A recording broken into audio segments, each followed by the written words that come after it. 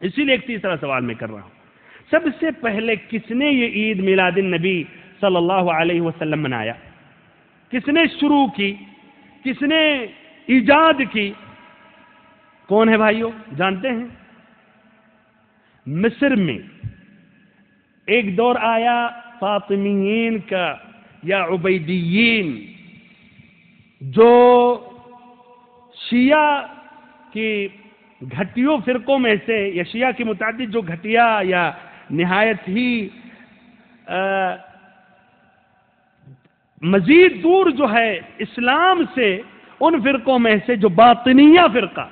جس نے کہا کہ یار اسلام تم لوگ نہیں سمجھتے ہو، اسلام ظاہری ہے، جو عام لوگ سادہ لوگ جیسے ہم ہوئے آپ ہوئے، اس میں لا شک صحابہ کرام ہیں، تابعین، یہ سب ہیں، یہ سب سمجھے ہیں، یہ ظاہری ہے، اصل جو مفہوم حقیقی ہے باطنی، ایک اندرونی اس کا جو معنی ہے، یہ ہم لوگ بس سمجھتے ہیں اور ہمارے علماء سمجھتے ہیں۔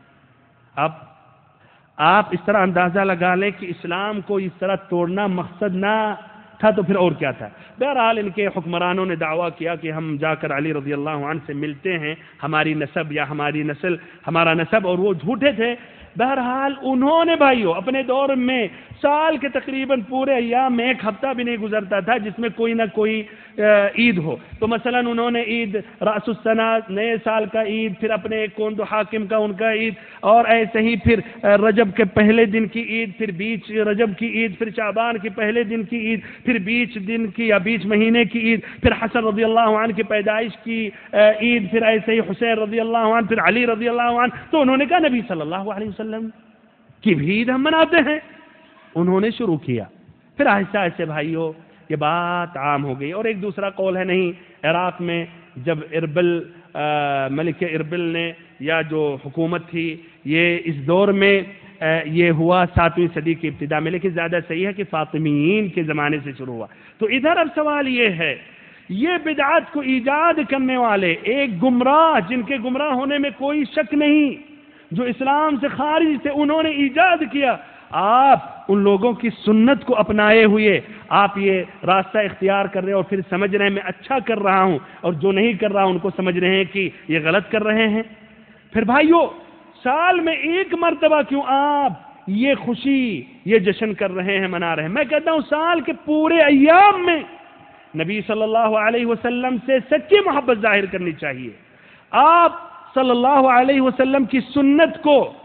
نشر کرنی چاہیے، آپ کی سیرت مطہرہ کو بیان کرنا چاہیے، غیر مسلمانوں تک آپ صلی اللہ علیہ وسلم کے اخلاق، آپ صلی اللہ علیہ وسلم کے مناقب، آپ صلی اللہ علیہ وسلم کا دین کامل پہنچانا چاہیے، اور ایسے وہ مسلمان جو راہ حق سے بھٹکے ہوئے ہیں ان تک نبی پاک صلی اللہ علیہ وسلم کے احکام اور تعالیم کو پہنچانا چاہیے، اور ایسے ہی سال کے پورے ایام میں بلکہ ہر وقت میں نبی پاک صلی اللہ علیہ وسلم پر درود و سلام پڑھنا چاہیے۔ تو کیوں سال میں ایک دن